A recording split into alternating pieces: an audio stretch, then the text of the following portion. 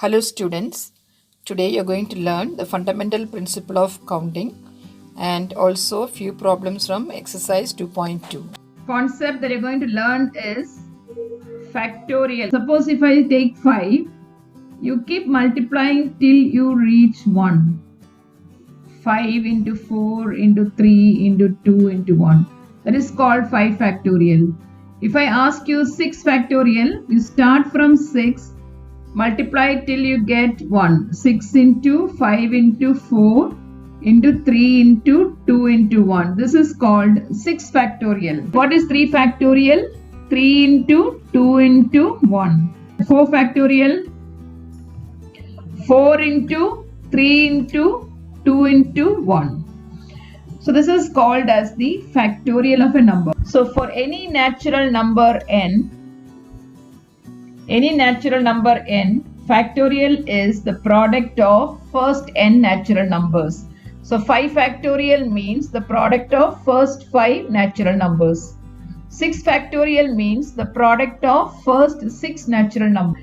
There is a way or method or notation to denote factorial. The notation is 5, the exclamation sign. This is the sign we use for factorial, or we can also write it as 5 like this, a division sign. So 5 factorial. So 6 factorial is 6, you can put like this, or you can write like this.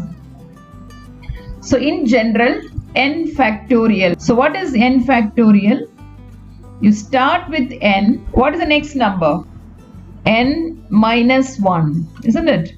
So if it is 5 factorial, you write it as 5 into the next number. How do you get the next number? 5 minus 1. How do you get the next number? 5 minus 2, 3. Next number, 5 minus 3. So if instead of 5, if you take n, it will be n minus 1. The next number will be n minus 2. Then n minus 3. It goes on like this till you reach 1. So this is n factorial. So what will be 8 factorial? How do you start? 8, then 7, 6, 5, up to 1. That is called 8 factorial. 4 factorial is this. What is 10 factorial? This is a sign for factorial, okay, the exclamatory mark. So 10 factorial is 10 into 9 into 8 up to 1. So we can write this as 10. 9 into 8 into 7 into 1 is nothing but 9 factorial, isn't it? We can write it like this also. So 10 factorial, you can write it as 10 into 9 factorial. 7 factorial as 7 into 6 into 5 factorial. So in general, you can write n factorial as n into n minus 1 factorial also. The second concept is basic counting principles. Basic counting principle. You have two. One is multiplication principle and the next one is addition principle. So let us see what is a multiplication principle. Suppose if you have 2 shirts and 3 pants, how many different choices you can have? If you have 2 shirts and 3 pants, how many different choices can you make? So I'll write this as shirt 1, shirt. You can have shirt 1 and pant 1. That is one choice, isn't it? You can write like this. Or you can have shirt 1 and pant 2. You can list it out like this. S1 and pant 2. This is one outfit, one choice or one combination. S1 and P3. Shirt 1 and pant 3. That is one outfit. Similarly, you can have S2 and P1. S2 and P2. S2 and P. There are 6 choices. Suppose if it is instead of 2, if you have 4 shirts and 7 pants, how many different choices will be there? You have to just multiply. Okay, there are 2 ways of taking the shirt and there are 3 ways of choosing the pant. So total number is 2 into 3. You're choosing a shirt and a pant and one pant, isn't it? So there are 6 ways. So this is called multiplication principle. Now addition principle is, suppose if you have 3 boys and 4 girls in the class. We want to choose one monitor. From 3 boys we can choose one boy, right? So there are 3 boys here, or you can choose from the girls. So 3 or 4, that means 3 plus 4 here, 7. You understood? Either you choose from the boys or from the girls, but only one. So totally how many chances are there here?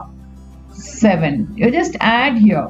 Okay, this is called addition principle. So you have something called multiplication principle and addition principle. So first question is find x. Okay, if 1 by 6 factorial plus 1 by 7 factorial is x by 8 factorial. So we have to find x. Everything is in factorial form. 6 is the least, isn't it? So leave that 6. Leave the 6 factorial or keep 6 factorial as it is. So we can write 7 factorial as 7 into 6 factorial. We can write 7 factorial as 7 into 6 factorial. Now 8 factorial, you can write it as 8 into 7 into 6 factorial. Isn't it? What is 8 factorial actually? 8 into 7 into 6 into 5 into up to 1. So we stop here. 8 into 7. Then you write this as 6 factorial. Understood?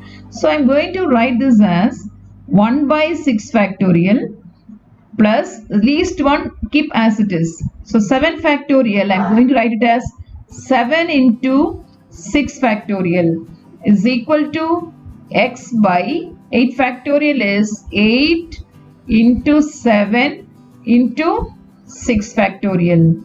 Now we can divide throughout by 6 factorial.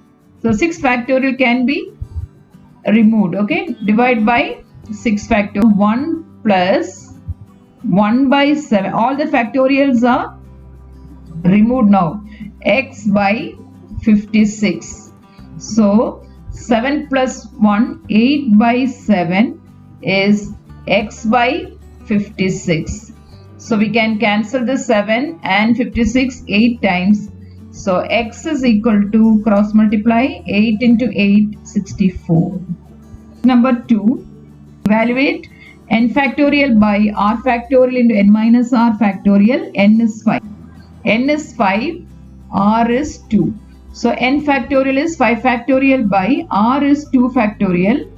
N minus r. N minus r is 5 minus 2. That is 3 factorial.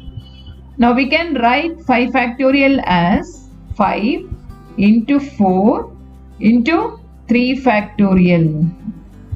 Isn't it? You can write 5 factorial as 5 into 4 into 3 factorial divided by 2 into 3 factorial. So 3 factorial cancelled.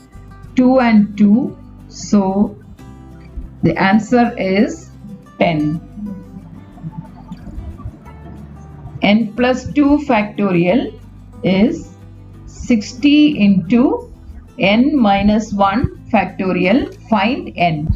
You know that you can write n factorial as n into n minus 1 factorial. So n plus 2 factorial, n factorial is n.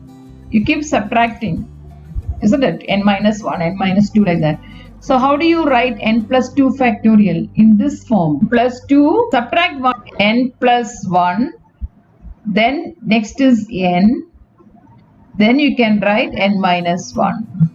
Okay. So from 2 you are removing 1, subtracting 1, it will become 1. From 1 remove 1. So 1 minus 1, you get n here. From n you subtract 1. So n plus 2 factorial can be written as n plus 2. Next number n plus 1, the next n, then n minus 1.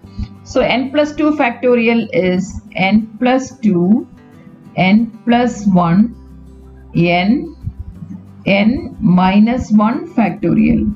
60 into n minus 1 factorial. You can cancel this factorial now. So you get n plus 2, n plus 1, n. N plus is equal to 60. N plus 2, n plus 1 into n is equal to 60. N plus 1, n plus 2 are 3 consecutive numbers. So you have to write your 60 as a product of 3 consecutive numbers. You have to write 60 as the product of 3 consecutive numbers. So how do you write 60?